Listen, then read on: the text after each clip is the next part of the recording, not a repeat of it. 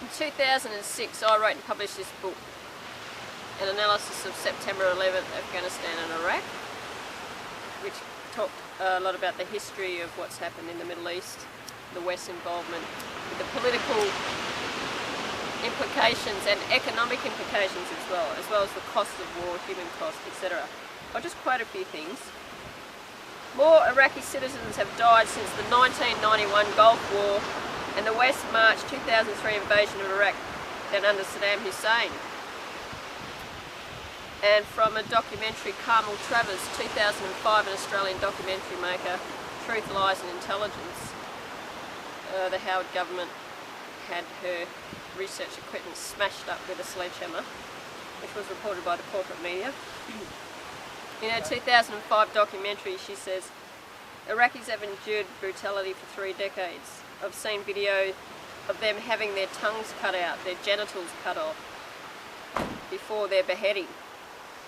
To a much betrayed Iraqi people, there was no need to lie about weapons of mass destruction.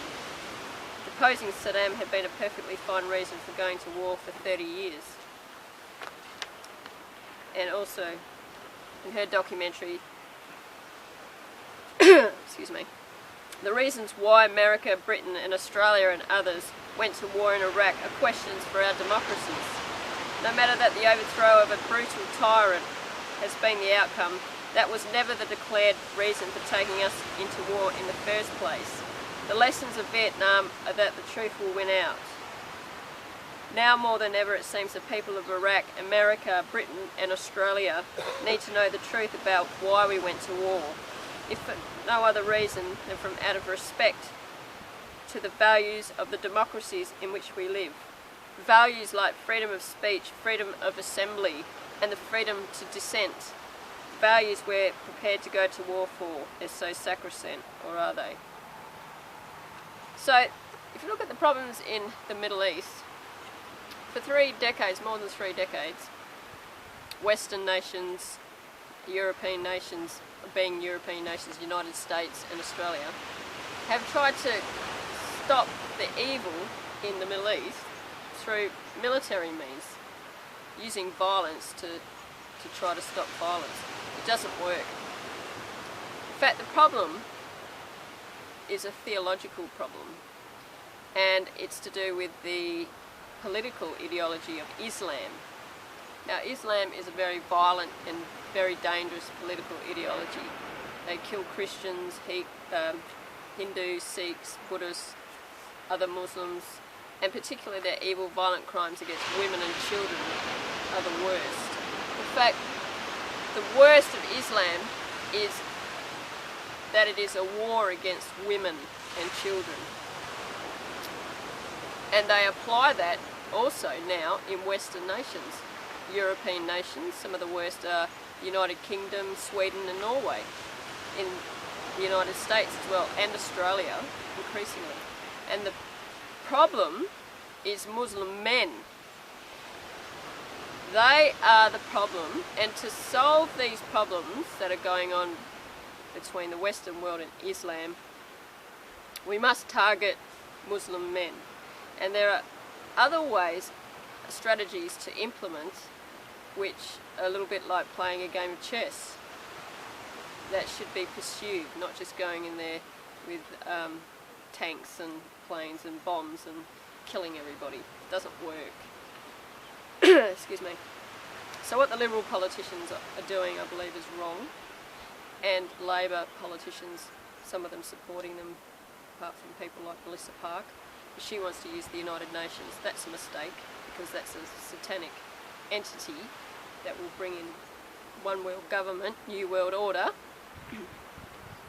So what I think needs to do is we need to remove Muslim men from Western nations, being European nations, United States and Australia. They should be deported to the Middle East, all Muslim men, to divide Muslim men from the women, and to teach the women, to give the women an opportunity of freedom, because their treatment of women is horrific, very violent, evil, satanic, especially their sexual crimes against women and children,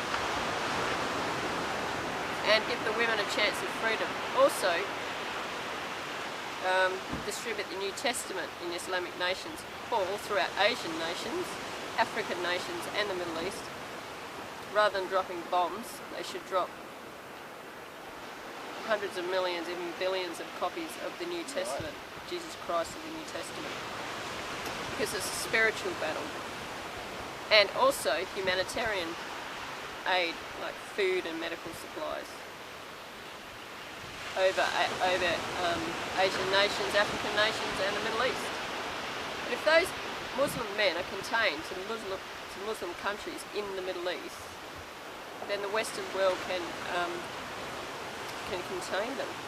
They need to be deported from the Western world. They have no place here. Islam is a destructive political ideology that seeks to destroy the Western world and Christian values. So the Western nations, European nations, United States and Australia and other nations who want to, they need to review their Christian values and heritage.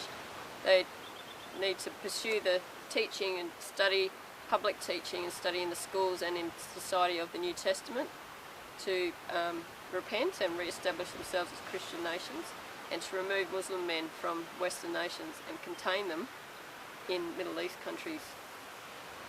And also evacuate women from Middle East nations like Iraq and Afghanistan, Syria and all those other nations, and the children as well. I would pursue a program of evacuation of Christians out of those nations, and women and children, and allow them to live in Western nations, teach them the New Testament. But the men need to be contained, Muslim men need to be contained to Islamic nations so that they can be controlled. Because they're satanic, they're evil, they're very violent, and they will destroy the Western world if they can. Thank you.